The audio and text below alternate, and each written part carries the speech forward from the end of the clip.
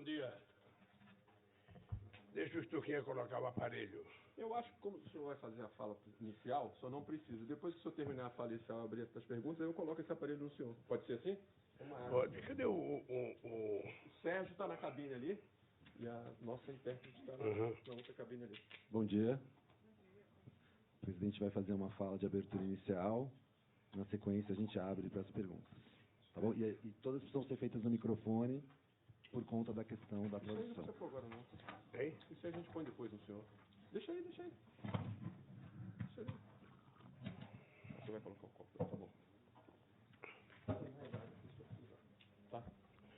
Bem, primeiro, eu queria começar a entrevista fazendo um gesto de solidariedade a um jogador brasileiro, jovem, negro, que joga no Real Madrid, que ontem, num jogo no estádio do Valência, ele foi fortemente atacado, sendo chamado de macaco.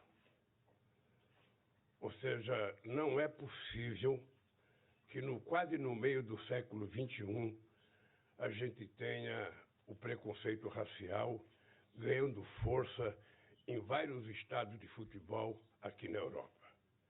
Não é justo que o menino pobre, que venceu na vida, que está se transformando possivelmente num dos melhores jogadores do mundo, certamente do Real Madrid ele é o melhor, é ofendido em cada estádio que ele comparece. Eu penso que é importante que a FIFA, que a Liga Espanhola, que a Liga de outros países tome sérias providências, porque nós não podemos permitir que o fascismo tome conta e o racismo dentro do estádio de futebol. Bom, dito isso, eu queria dizer para vocês que a minha vinda a esse encontro do G7 é ainda o cumprimento de uma tarefa que eu me propus quando fui candidato a presidente da República. Quando nós deixamos a presidência em 2010, o Brasil era um bom protagonista internacional. O Brasil era levado em conta para todas as conversas que se tinha nesse mundo sobre desenvolvimento, sobre meio ambiente, sobre a questão do clima. E depois o Brasil passou 6 anos no anonimato. O Brasil virou paira no mundo político, porque ninguém queria ouvir o Brasil e o Brasil também não queria ouvir ninguém, porque quem governou o Brasil era efetivamente uma figura atrasada, apolítica, sabe, que não entendia a necessidade da boa política de relações internacionais. E a minha vinda aqui se deu pelo fato de que o Brasil vai presidir os BRICS a partir do ano que vem, o Brasil vai presidir o G20, e essas pessoas que estavam aqui fazem parte do G20, e é importante que essas pessoas participem do G20 no Brasil o ano que vem. E também pela oportunidade de fazer a quantidade de bilaterais que eu fiz. Foram 10 bilaterais. Além das bilaterais, eu tive uma outra reunião aqui nesse salão com 4 grandes empresários japoneses, a Mitsui, a Toyota, a Nippon Steel, a NEC e o Banco de Investimento japonês.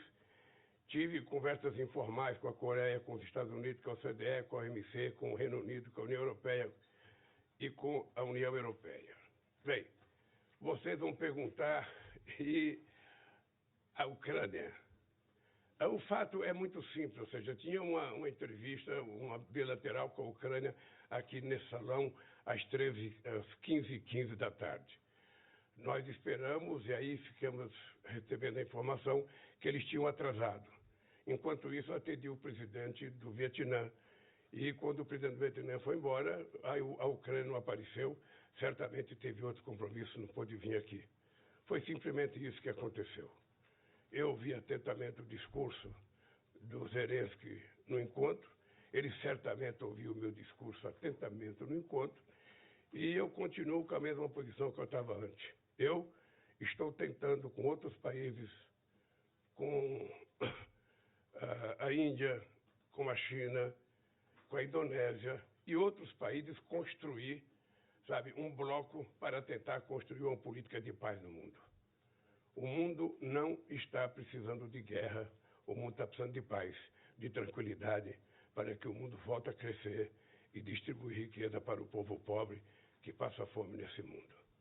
Dito isso, eu quero dizer para vocês que o Brasil está de volta para fazer o jogo internacional e para ajudar o mundo a cumprir as metas estabelecidas para combater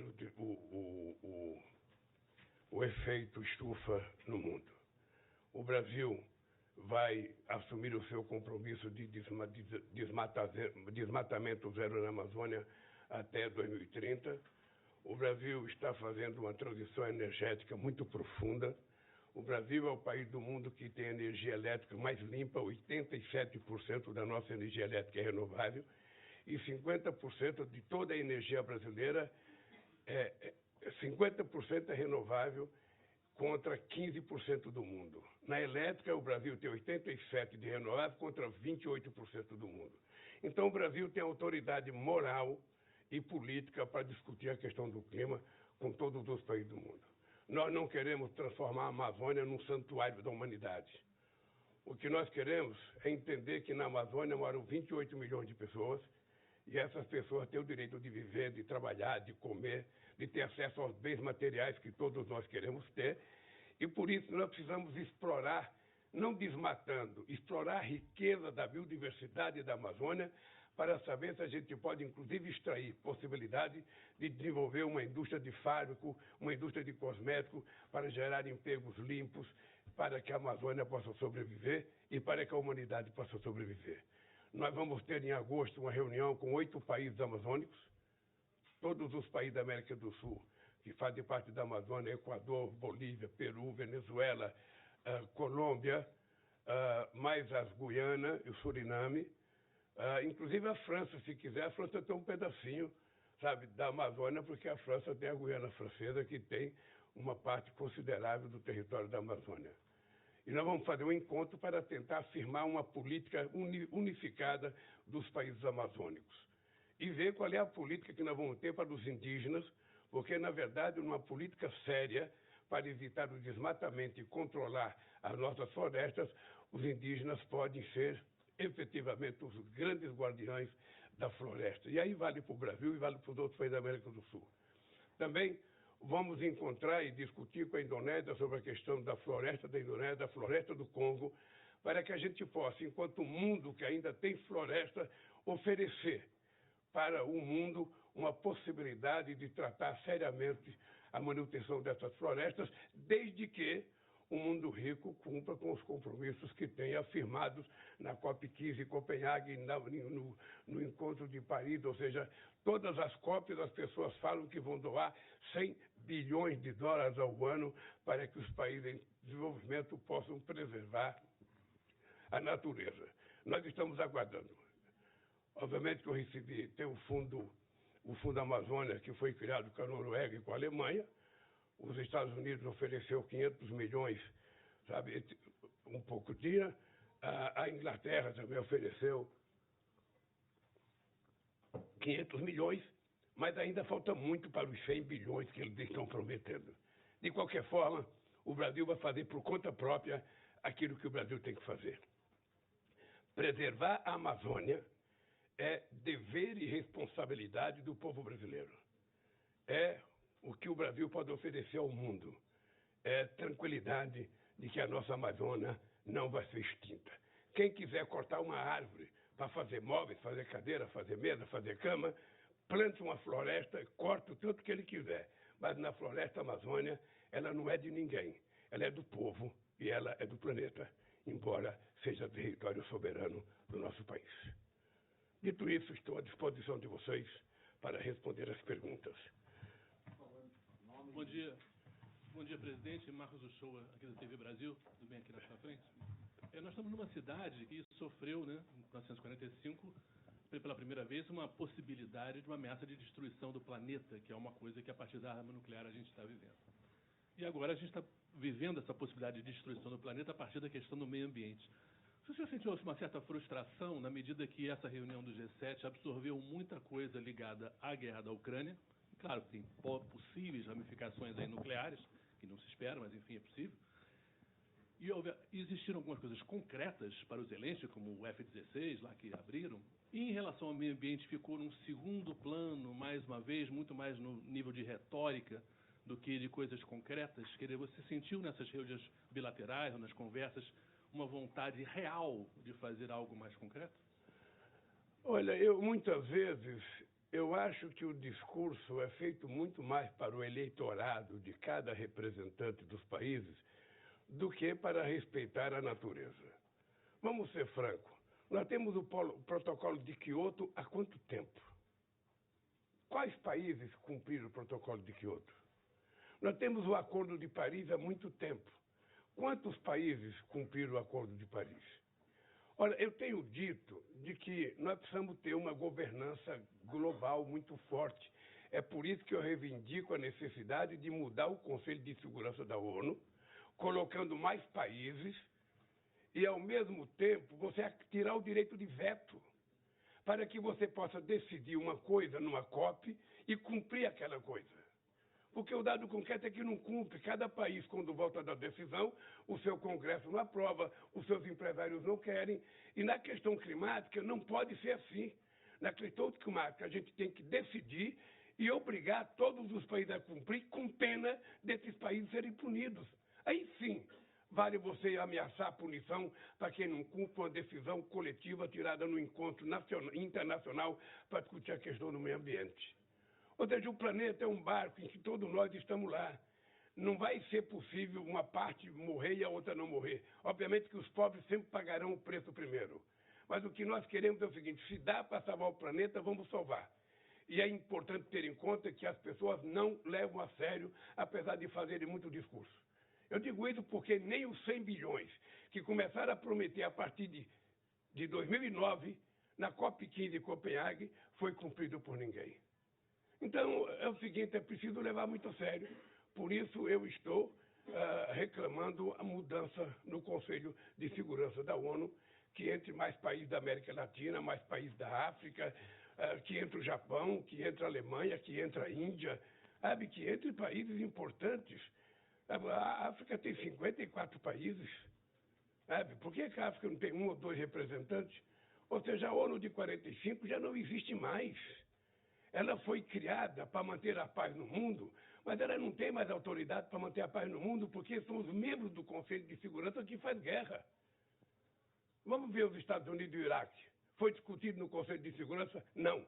Vamos ver a Inglaterra e a França quando invadiram a Líbia. Foi discutido no Conselho de Segurança? Não. Vamos ver o Putin agora, discutido no Conselho de Segurança? Não. Ou seja, são os membros do Conselho de Segurança que não obedecem ao Conselho de Segurança. Então é preciso mudar, dar mais representatividade, mais legitimidade para que o Conselho possa ter a força que precisa ter para manter a paz no mundo. Se o Conselho funcionasse como deveria funcionar, possivelmente não tivesse acontecido a guerra da Ucrânia com a Rússia. Possivelmente, se o Conselho de Segurança tivesse força para negociar. O dado concreto é que não tem. Ontem, não sei se vocês viram, o discurso do próprio secretário-geral da ONU, dizendo que, lamentavelmente, não tem força. Em 1948, a ONU teve força de criar o Estado de Israel. Hoje, a ONU não tem força para manter a paz Israel e palestinos. Nem consegue fazer com que a terra demarcada fique intacta, porque Israel, de vez em quando, ocupa uma parte das terras que são dos palestinos. Então, é preciso uma instituição séria, que tenha peso, que tenha força e que tenha autoridade política para tomar decisões e ela ser cumprida. E na questão do clima, isso é primordial. Ou todos nós entendemos que o barco é um só, ou todos nós entendemos que o planeta é redondo, ou todos nós entendemos que uma desgraça que vier vai pegar todo mundo de calça curta. Os cientistas estão nos prevenindo. Então é importante que a gente tenha clareza de que nós somos os responsáveis de nos salvar ou de nos matarmos. Tem um coordenador aí que...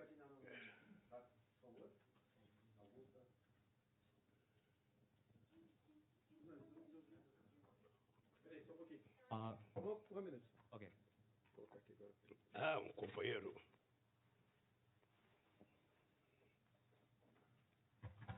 Presidente, está me ouvindo? Aqui é Sérgio, seu intérprete. Estou te ouvindo, Sérgio. Ok, ótimo. Thank you, President. Muito obrigado. Can you hear me? Sim, pode me ouvir. Okay. Thank you, President. I'm Rio Sanada from Asahi Shimbun. I'm honored to meet you here, and I'd like to ask one... Peraí. Está entrando a voz dele direta. Tá me ouvindo agora, presidente? Agora eu estou te ouvindo. Então tá bom.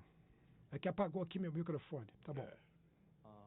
I'd like to ask about Eu gostaria de perguntar sobre a relação entre a Ucrânia e a Rússia. E o senhor mencionou agora que o senhor não pôde encontrar com o presidente Zelensky. O senhor gostaria de se encontrar com o presidente Zelensky se houver alguma chance no futuro? Olha, faz 15 dias que eu mandei o meu ex-ministro das Relações Exteriores e a Ucrânia falar com Zelensky. O que eu sinto é que nem o Putin nem o Zelensky estão falando em paz nesse momento. Me parece que os dois acreditam que, sabe, alguém vai ganhar e não precisa discutir a paz. Eu estou convencido que se não houver uma discussão sobre a paz, essa guerra pode ser muito longa. E eu acho que é importante a gente evitar que continue morrendo gente. E somente a paz é que vai fazer isso. O que diz é que os países que ainda não se envolveram com a guerra, e eu citei a China, citei a Índia, citei a Indonésia, citei o Brasil, que são os maiores países, sabe, que estão tentando construir a possibilidade de construir paz. Mas paz só é possível se os dois quiserem. Eu acho que na hora que for necessário encontrar com Zelensky, depois de encontrar com o Putin, eu não tenho problema nenhum de viajar à Ucrânia e viajar à Rússia. Mas, por enquanto, pelo que eu ouvi do meu representante, sabe, não é possível nesse instante. Então, primeiro, nós temos que ver quando é que um dos dois vai querer discutir a paz. Ontem vocês viram o discurso do presidente Biden, sabe, que não fala em paz, ou seja, ele fala e a Rússia tem que abandonar, sabe. Para isso, eu não sei se ela vai abandonar. Eu acho que é preciso, então, ter gente que possa construir uma saída para que se encontre a paz. Todos nós condenamos a ocupação territorial, sabe, da Ucrânia. Não tem ninguém que não condene. Achamos que os russos não deveriam ter o direito de fazer isso. A Ucrânia está certa em defender o seu território, mas isso vai até quando? Então é preciso que tenha pessoas com disposição de conversar. Eu conversei com o Xi Jinping, eu conversei com a Índia ontem, eu conversei com a Indonésia ontem. Então há um grupo de países do Sul que querem negar, que querem encontrar paz, que o Norte não está conseguindo fazer. Então tem uma parte que quer a guerra e tem uma parte que quer a paz. Eu espero que a parte que quer a paz saia vencedor disso.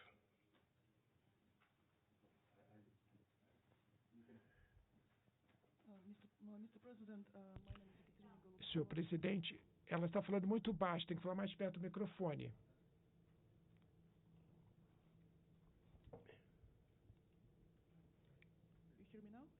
Não estou ouvindo, está muito baixo o microfone. O tradutor não está te ouvindo. Agora sim, agora está com o microfone agora. Do you hear me now? Tá bom, vamos tentar ouvir, está muito baixo. All good? Ok. Bota o microfone perto da boca.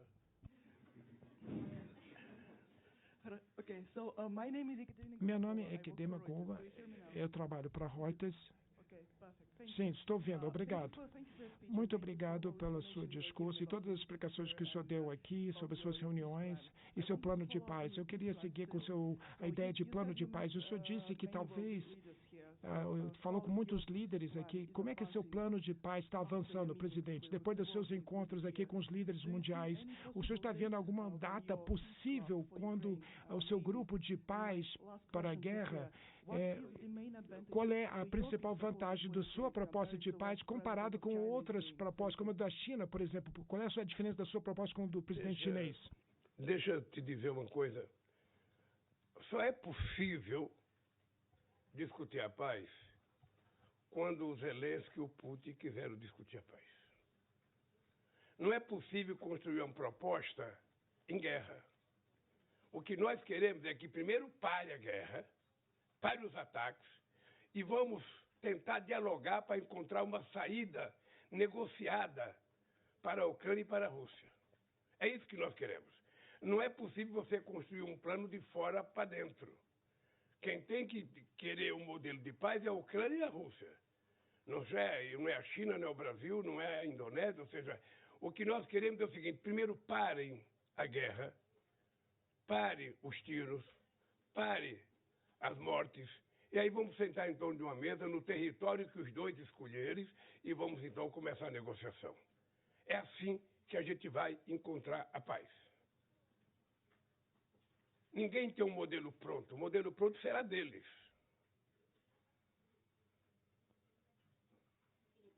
Presidente, bom dia. Felipe Santana, da TV Globo.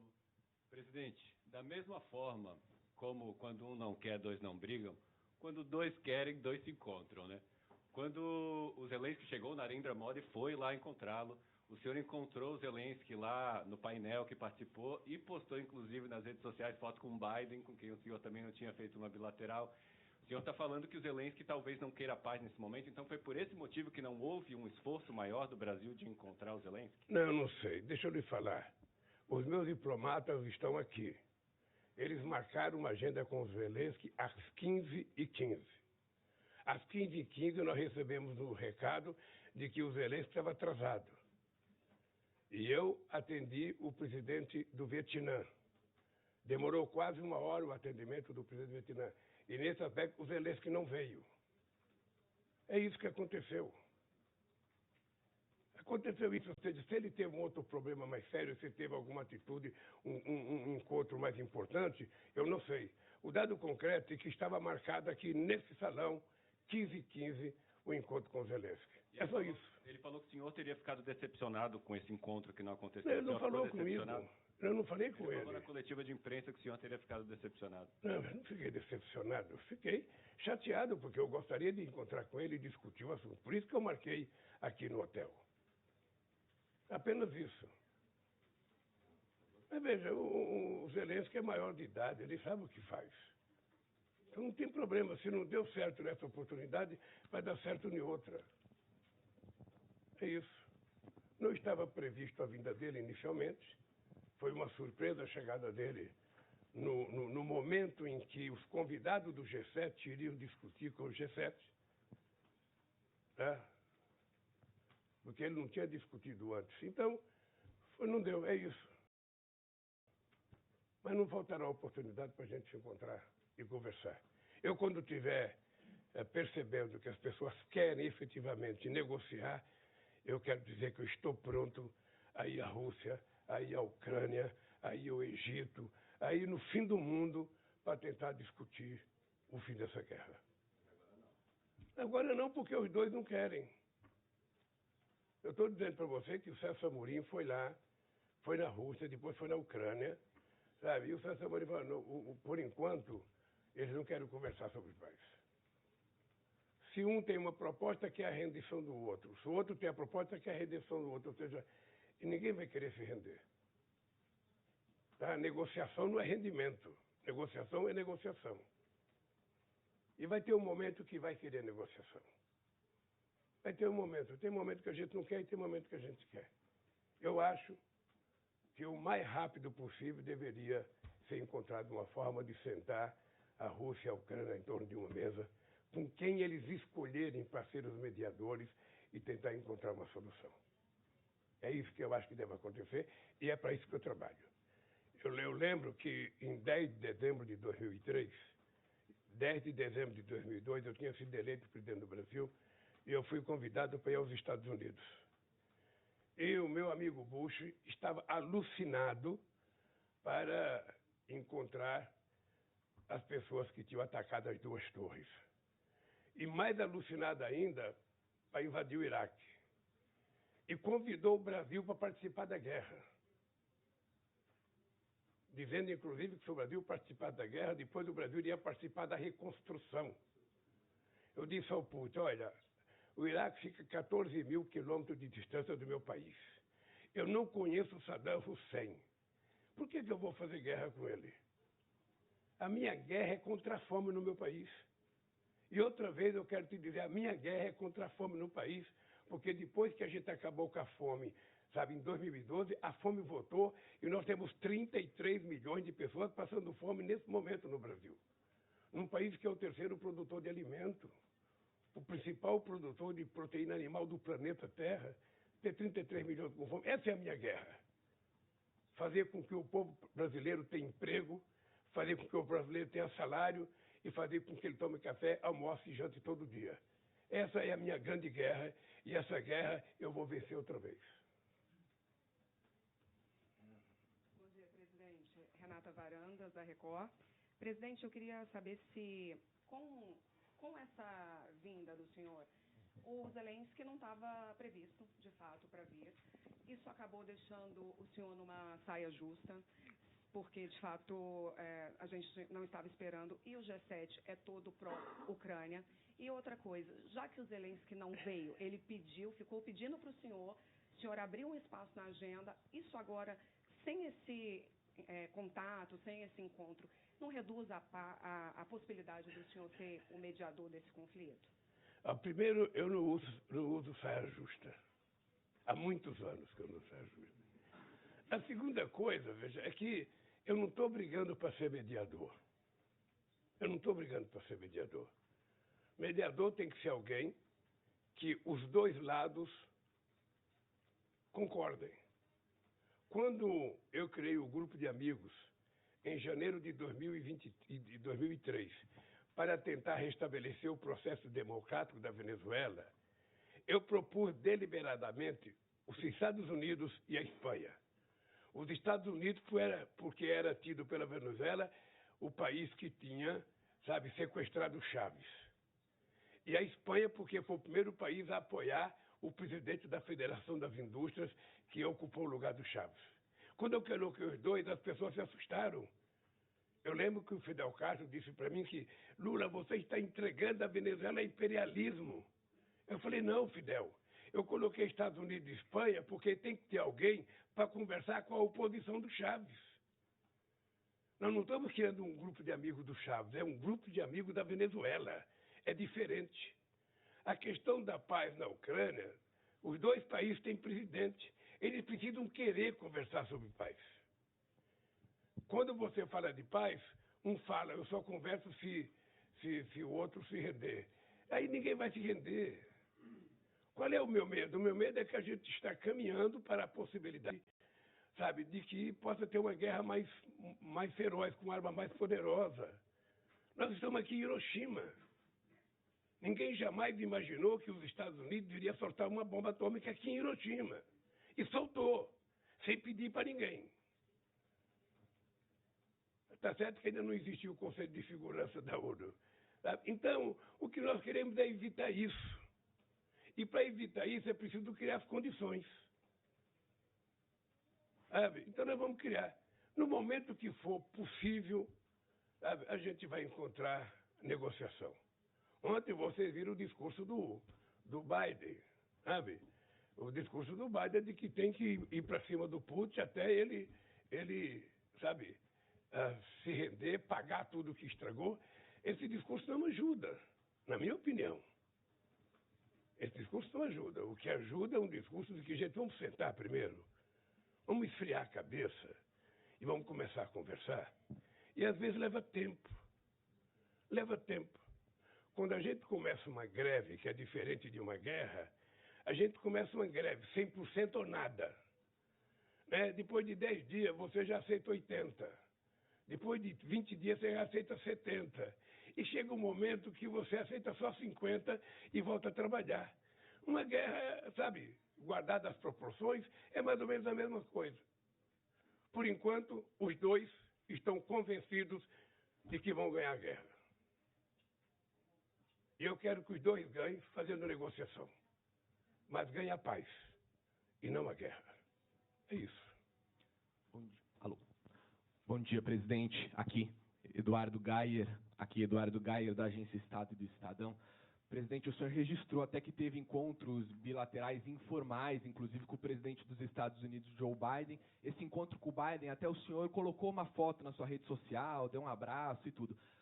Minha primeira pergunta é se o senhor chegou a cumprimentar, ter algum contato mais próximo com o Zelensky, E se o senhor eventualmente fez isso, por que não registrou nas redes sociais? O senhor acha que seria, se fizesse isso, perderia o discurso da neutralidade que o Brasil tenta adotar? Obrigado, presidente. Deixa eu lhe falar, não sei se você sabe como é que funciona a entrada lá.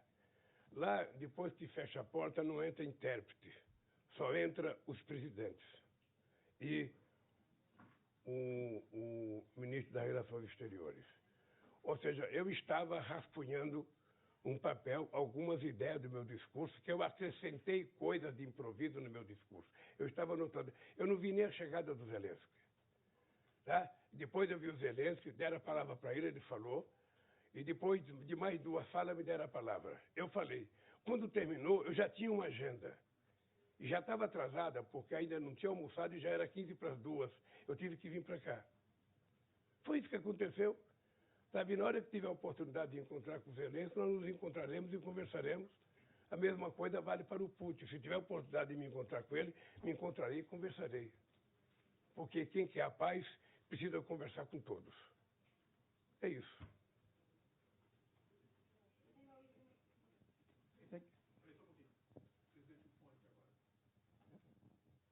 Hello. Thank you. Hello, President. Thank you. Presidente, muito obrigado por ter vindo aqui ao Japão. Deixa eu fazer ao senhor uma pergunta. Uma é sobre a China. Que tipo de relação econômica que o Brasil quer ter com a China? E no G7, ontem, que acabou ontem, nessa cúpula, que quer reduzir a dependência econômica à China. Eles querem que os membros do G7 reduzam a dependência econômica deles com a China. Qual é a sua política em relação à relação econômica com a China? A segunda minha pergunta é sobre as moedas. O Brasil está trabalhando com a Argentina para criar uma moeda comum local. E o presidente também está trabalhando com a China para usar a yuan, a moeda chinesa, para o comércio entre os dois países. Portanto, eu estou muito curioso sobre o seu plano, a sua visão, presidente, sobre o uso de moedas locais para o comércio exterior. Obrigado. Olha, primeiro é um prazer vir ao Japão. Eu vim aqui como presidente da República, acho que em 2008 ou 2009. Eu vim ao Japão pela primeira vez em 1975, num congresso dos trabalhadores da Toyota, porque a Toyota tinha uma fábrica lá em São Bernardo, na cidade que eu era presidente do sindicato. E eu venho ao Japão participar do G7 e quero agradecer ao primeiro-ministro que nos recebeu de forma muito carinhosa, muito respeitosa e, sobretudo, agradecer a educação do povo japonês. Tá? Porque, sinceramente, se o mundo inteiro tivesse o processo de educação que tem o povo, sabe, japonês, certamente a gente não teria tantos problemas no mundo. Eu saio daqui encantado com a gentileza, com a educação de cada pessoa do Japão que a gente encontrou. Por isso eu tenho que dar parabéns ao governo japonês e ao povo japonês. A segunda coisa é que a China é o principal parceiro comercial do Brasil. A China é o primeiro. Primeiro a China, segundo os Estados Unidos, o terceiro é a Argentina. Eu, há muito tempo, eu tenho dito que era preciso que a gente criasse condições de fazer negociações comerciais com as moedas dos países. E todo mês os bancos centrais acertavam as contas. Porque não é possível você ficar dependendo do dólar para fazer comércio exterior. Não é possível ficar dependendo de uma moeda que você não produz. Só tem um país que produz dólar, que é os Estados Unidos. Então, por que nós não podemos fazer uma moeda para negociar com a Argentina? Nós já fizemos uma vez com a Argentina para pequenas e médias empresas poder fazer negócio nas suas moedas. Tá? O problema é que, muitas vezes, o próprio pequeno empresário não confia na moeda do seu país. Então, ele prefere fazer em dólar. Por exemplo, os BRICS. Nós haveremos de discutir a criação de uma moeda em algum momento, para que a gente faça negociação com os países, sabe, na nossa moeda. Essa é uma discussão. Então, a China é um parceiro muito importante para o Brasil. É o nosso maior parceiro comercial. E a gente quer manter essa relação. Isso não impede que a gente mantenha a relação com todos os demais países. Tá? A Argentina é o nosso maior parceiro comercial na América do Sul. Quando eu era presidente, nós chegamos a ter um comércio de 40 bilhões de dólares com a Argentina. Então, o Brasil tem que ter interesse com a Argentina. Eu conversei com a diretora do FMI sobre a situação da Argentina e pedi para que a diretora do FMI tivesse compreensão de que, depois da pandemia, a Argentina teve, sabe, uma seca que destruiu 25% da produção agrícola argentina. Isso pesa muito. Então, se a Argentina não tem condições de cumprir o acordo, nós vamos pressionar a Argentina, vamos dar um tempo para que a Argentina possa se recuperar. E eu espero que tenha sido compreendido. Nós estamos discutindo com os BRICS se é possível os BRICS ajudar a Argentina. A China colocou 30 bilhões de dólares à disposição da Argentina para pagar as suas exportações. O Brasil, só de manufaturado, tem quase 20 bilhões de exportação com a Argentina. Então, o que nós precisamos, na verdade, é equilibrar para que as nossas empresas continuem vendendo para a Argentina. E, para ser sincero, eu quero te dizer, eu sonho com a construção de várias outras moedas entre os países que têm grande comércio, para que a gente não fique dependente só de uma moeda. É isso que eu penso claramente. Eu espero que os bancos dos BRICS criem uma moeda, como o euro. Sabe? Como o euro. É possível a gente criar? É só a gente ir criando as condições políticas e econômicas para fazer isso. E eu, sinceramente, não espero que tenha gente que aceite outra vez a Guerra Fria. A Guerra Fria que aconteceu, sabe, depois da Segunda Guerra Mundial, eu não quero que aconteça outra Guerra Fria entre China e Estados Unidos. E a gente fica submetido à disputa dos dois. Eu quero uma economia totalmente livre, cada um negocia com quem quiser negociar, cada um vende para quem quiser e compra para quem quiser. É esse o mundo livre que eu quero no mundo comercial. Presidente, oi, está com áudio? Está funcionando? Tá. Priscila Yasbeck, da CNN Brasil. Presidente, o senhor falou muito sobre qual que é a posição do Brasil em relação ao conflito, que o Brasil não tem uma posição neutra, que condena a invasão da Ucrânia, mas que não acredita que o que Zelensky propõe de solução para a guerra, que seria conseguir mais armas, poderia encerrar o conflito. E o Brasil, acima de tudo, quer encerrar o conflito. É isso que o senhor deixou claro aqui no G7. O que a gente queria saber é qual que é a proposta de solução para esse conflito. De acordo com o que o senhor fala, que as duas partes vão ter que abrir mão. A Ucrânia vai ter que abrir mão de territórios ocupados pelo SUS? Por isso que eu digo que o acordo depende de sentar na mesa primeiro. Primeiro você senta na mesa e coloca o que um quer, o que o outro quer. Quando você tiver os 100% de cada um, você vai discutir se é possível e vai começar a negociar o que cada um vai ter que ceder. É isso que vai acontecer. Não tem uma proposta definitiva. Quem tem a proposta definitiva, a proposta da Ucrânia, que você já deve ter lido, é, na verdade, uma proposta de rendição da Rússia. A Rússia não vai aceitar. A proposta da Rússia é rendição da Ucrânia, que não vai aceitar. Então, é preciso criar as condições. E só é possível, na minha opinião, quando parar o tiroteio. E os dois sentarem na mesa. Isso quer dizer que a Ucrânia pode perder territórios invadidos pela Rússia? Eu não quero dizer nada, querida. Não quero dizer nada. Pode também ser que ela ganhe todo o território dela e fique com ele. Como a gente não tem nada seguro, a gente vai começar do zero, sabe? Vai se colocar na mesa as condições. As condições da Ucrânia, as condições da Rússia. O que eu estou dizendo é que hoje os dois querem 100%. É isso. E eu acho que não é possível na negociação os dois terem 100%. Cada um vai ter que ceder um pouco. Se não for agora, vai ser amanhã, depois da manhã, daqui a um mês, daqui a um ano, mas vai acontecer. O que precisa é ter interlocutor que não esteja comprometido com um lado ou com o outro, que seja uma espécie de interlocutor independente. Alguém que não tomou posição de um lado ou de outro, sabe, nessa guerra. Eu estou citando alguns países que eu nem sei se eles querem. Eu estou citando a China, eu estou citando a Indonésia, eu estou citando a Índia, eu estou citando o Brasil. Eu estou citando 4 países de grande população, que são países que não estão diretamente envolvidos. E que saem do G7 com essa mensagem. Saem do G7 com essa mensagem.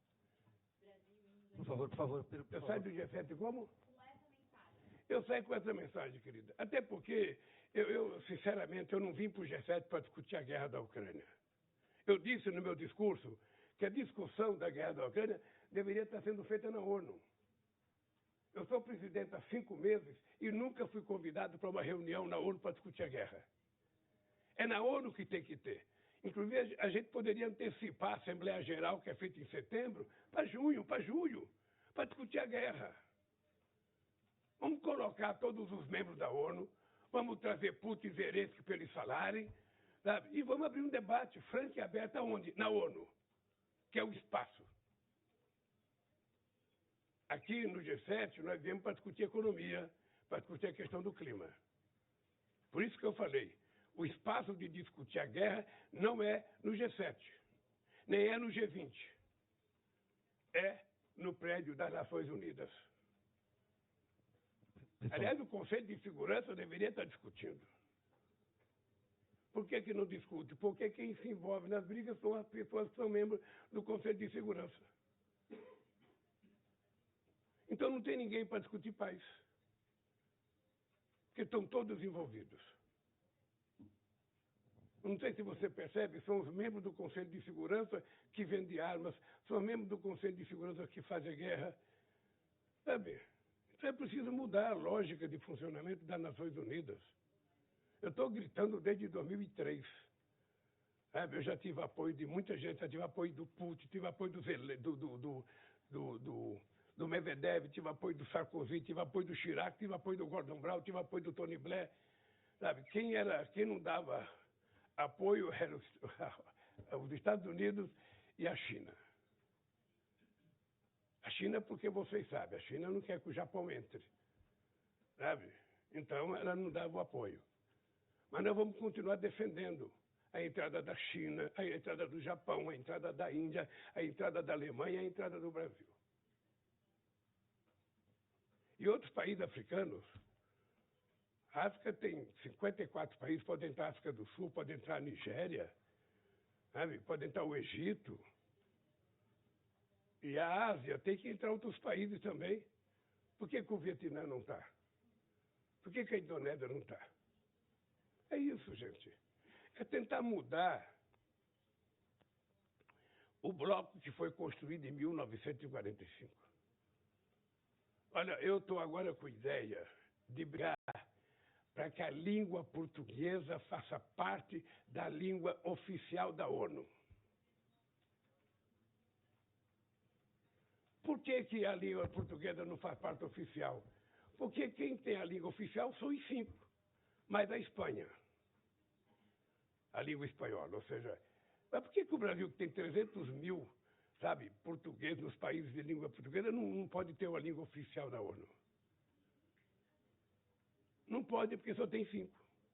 É os 5 que criaram a ONU, é os 5 que estão no Conselho de Segurança e que tem que dar uma flexibilizada. O mundo de 2023 não é o mundo de 45. É outro mundo. Então, eu ainda trabalho com a ideia de convencer as pessoas a fazerem mais abertura. Sabe o que acontece? Eu nasci na vida política negociando. Eu aprendi a fazer política negociando nas principais greves acontecidas no Brasil. Então, a arte de negociar é uma arte de paciência. Você pode escolher negociar quando você está com força, e quando você está com força, às vezes você não quer negociar porque você pensa que vai ganhar. E quando você for negociar, se você estiver enfraquecido, você vai negociar por baixo. Então, eu acho que a Ucrânia e a Rússia, em algum momento, eles vão saber que é preciso negociar. E quando quiserem negociar, pode ter certeza que tem país pronto para participar de interlocutor. Obrigado, pessoal. Obrigado. A gente tem que pegar um voo agora longo para o Brasil. Ô, gente, é 26 horas até o Brasil. Não é brincadeira. Não, eu saio daqui e vou para Alasca, do Alasca vou para o México, do México vou para o Brasil. São 26 horas, 24 horas dentro do avião e 6 horas nas 3 paradas. Não é fácil. O Japão é muito longe, ou o Brasil que é muito longe. Obrigado, pessoal. Acabou? Que entrevista curta. Como é que você sai daqui, presidente? O balanço final aí. Opa, desculpa. Como é que você sai daqui? O balanço final, então. Eu saio daqui mais otimista do que nunca. Mais otimista do que nunca. Primeiro porque a chance do Brasil estabelecer parcerias fortes na área comercial, na área cultural e na área política é muito grande. Eu não sabia que as pessoas gostavam tanto do Brasil. Não sabia. As pessoas gostam muito do Brasil. As pessoas estão muito felizes com a volta da democracia no Brasil. As pessoas estão muito felizes e alegres com a volta do Brasil ao cenário internacional. Ou seja, o Brasil voltou a ser civilizado. Simples assim. E todo mundo quer encontrar com o Brasil. E eu fico feliz por isso. Então ainda tem, esse ano eu ainda tenho que viajar. Sabe, São Tomé e Príncipe, porque tem a CLP, o Encontro dos Países de Língua Portuguesa. Depois eu tenho que ir à África do Sul, porque tem os BRICS. Depois eu tenho que ir à Índia, porque tem o G20. Eu tenho que ir porque o Brasil vai presidir o G20 o ano que vem e vai presidir os BRICS o ano que vem. Então, no ano que vem, vocês estarão no Brasil fazendo essas perguntas para nós. Tá bem, gente? Obrigado. E até outra oportunidade.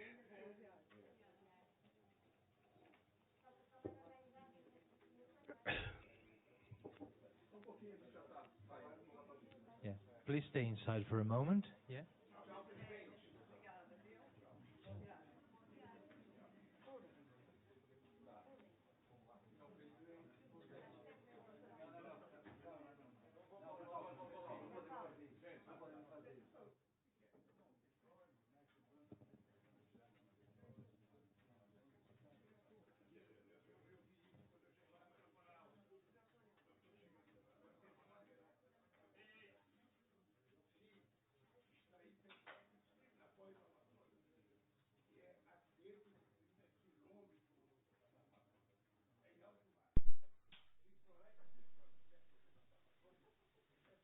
Era explorado.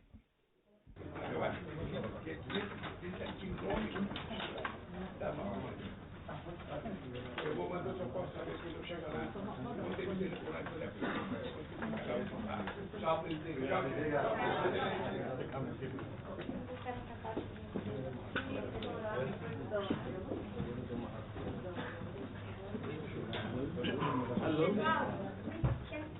Stay inside the room for a few moments. Remember,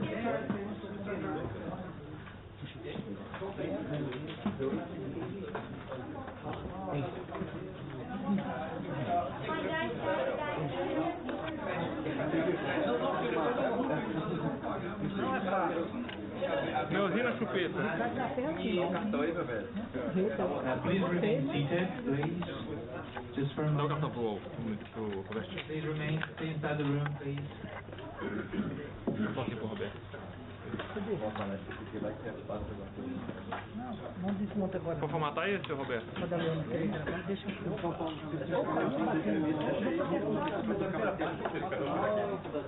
Eu capturei, mas não formata ainda. Vamos pegar PHD.